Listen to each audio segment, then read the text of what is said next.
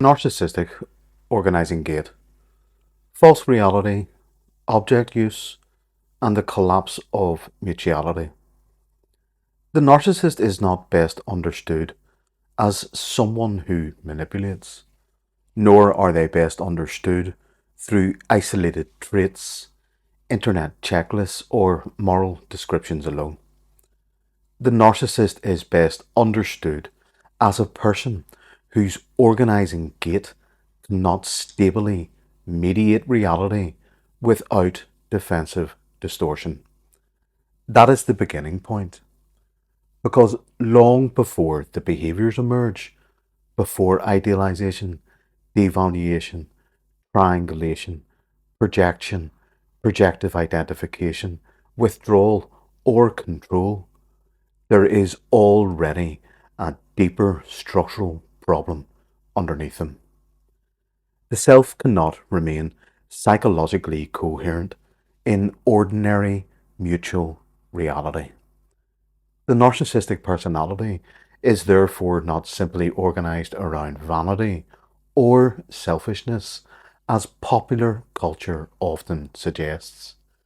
It is organized around the regulation of a destabilized internal world, and that regulation occurs through the organizing gate. The organizing gate is the threshold through which the mind filters meaning, perception, selfhood, attachment, emotional significance, and reality itself.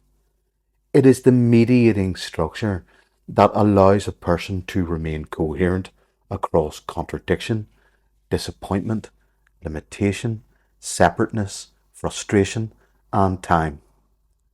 In healthy development, the gate gradually learns to tolerate reality. This includes imperfection, ambivalence, dependency, frustration, mutuality, uncertainty, and the separateness of others. The mature gate allows the person to experience emotional injury without total psychic destabilization.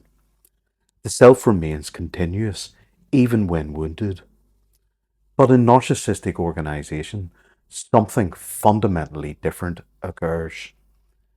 The gate becomes defensive rather than reality mediated. And once this happens, the personality begins organizing not around truth, but around protection from collapse. Underneath the narcissistic structure lies a profound destabilization pressure. Shame, inadequacy, dependency terror, engulfment anxiety, humiliation sensitivity, psychic exposure, and annihilatory dread. This is ASR1, the annihilatory stress reflex, the primitive destabilization layer. Most people mistakenly assume the narcissist consciously experiences this state continuously. Usually they do not. The system is built precisely to prevent conscious contact with it. This is why narcissistic functioning often appears grandiose, arrogant, unempathic, superior, dismissive, entitled, or emotionally detached. These are not random personality quirks. They are defensive gate operations designed to prevent destabilization from rising into awareness. The narcissistic system therefore attempts to bypass reality rather than metabolize it. This creates a profound problem in ASR2, the annihilatory stress reflex. ASR2 is the mature organizing layer responsible for reality mediation, symbolic continuity, object constancy, mutual recognition, coherent identity, and tolerance for ambivalence. But in narcissistic organization, ASR2 cannot consistently hold reality when reality threatens the false self. The narcissist cannot stably integrate criticism without collapse, dependency without shame, separateness without injury, mutuality without control, or limitation without humiliation. Reality, therefore, becomes conditionally tolerated. If reality supports the false self, it is embraced. If reality threatens the false self, it must be distorted, denied, externalized, controlled, attacked, rewritten, evacuated, or replaced. This is where ASR3, the anticipatory shadow reflex, emerges as the dominant organizing regime. ASR3 is the shadow regulatory gate. It is not reality mediated, it is survival mediated. And within narcissistic organization, ASR3 constructs an adaptive false reality designed to maintain psychic coherence while avoiding direct contact with ASR1 destabilization. This is the core of the false self. The false self is not merely pretending, it is a compensatory regulatory architecture. It allows the narcissist to remain psychologically assembled, maintain superiority, avoid dependency, regulate shame, externalize badness, and preserve coherence through fantasy mediated organization. But this comes at a cost. Reality itself must increasingly become subordinated to regulation. And this is why other people become so important. The narcissist does not merely seek relationships, the narcissist seeks regulatory objects. Objects are recruited into the gate system. Some provide admiration, some provide a secure base, some provide sex, some provide functionality, some provide status regulation, some provide emotional dumping grounds, some absorb projected badness, some stabilize identity, some function as transitional replacements when the primary object fails. This is object use. The other person is not primarily encountered as a separate subject with equal psychological reality. They are encountered according to regulatory function. This is why idealization occurs. At the beginning of the relational cycle, the object appears capable of restoring psychic coherence. The narcissist experiences temporary inflation, expansion, excitement, vitality, certainty, and relief. The object becomes over-cathected with symbolic importance. The relationship does not feel merely pleasurable, it feels structurally necessary.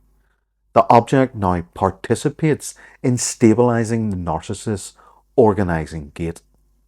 But this arrangement cannot remain stable indefinitely because real people eventually become separate. They disappoint, they fail, they need, they contradict, they withdraw, they individuate. And once the object begins demonstrating independent reality rather than fantasy compliance, destabilizing pressure rises again.